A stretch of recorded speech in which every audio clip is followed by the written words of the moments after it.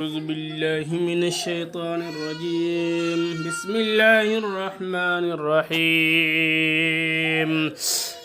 إذا وقعت الواقعة ليس لوقعتها كاذبة خافضة رافعة إذا رجت الأرض رجا وبست الجبال بثا فكانت هباء منبثا وكنتم أزواجا ثلاثة فأصحاب الميمنة ما أصحاب الميمنة وأصحاب المشأمة ما أصحاب المشأمة والسابقون السابقون أولئك المقربون في جنات النعيم ثلة من الأولين وقليل من الآخرين على سر موضونة متكئين عليها متقابلين يطوف عليهم ولدان مخلدون بأكواب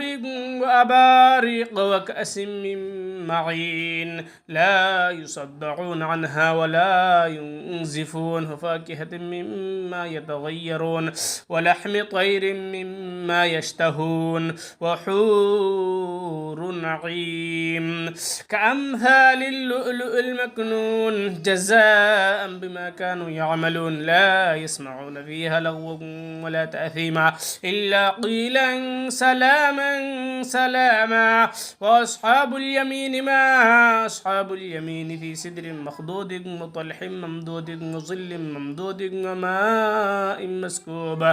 وفاكهة كثيرة لا مقطوعة ولا ممنوعة وفرش مرفوعة إنا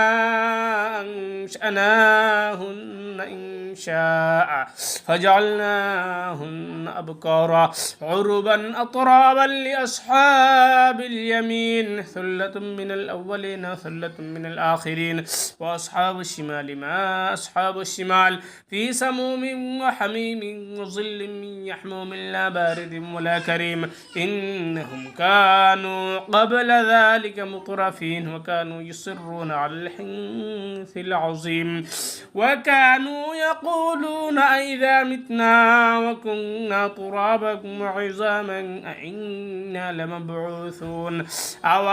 آباؤنا الأولون قل إن الأولين والآخرين لمجموعون إلى ميقات يوم معلوم ثم إنكم أيها الضالون المكذبون لآكلون من شجر من زقوم فمالئون منها البطون فشاربون عليه من الحميم فشاربون شرب الهيم هذا نزلهم يوم الدين نحن خلقناكم فلولا تصدقون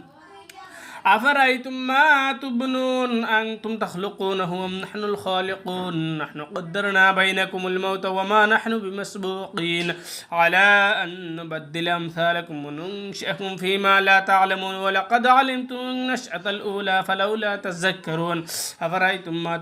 تحرثون أنتم تزرعونه أم نحن الزارعون لو نشاء لجعلناه أجاجا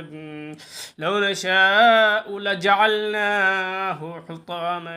فظلتم تفكهون إنا لمغرمون بل نحن محرومون أفرأيتم الماء الذي تشربون أنتم أنزلتموه من المزن أم نحن المنزلون لو نشاء جعلناه أجاجا فلولا تشكرون أفرأيتم النار التي تورون أنتم أنشأتم شجرتها أم نحن المنشئون نحن جعلناها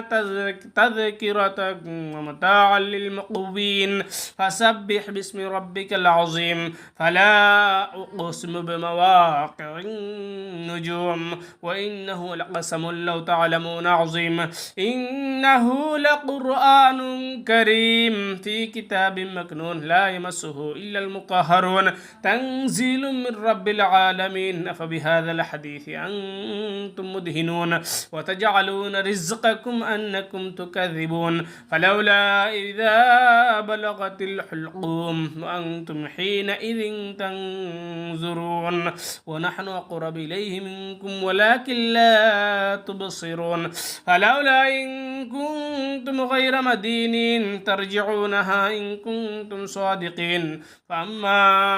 إن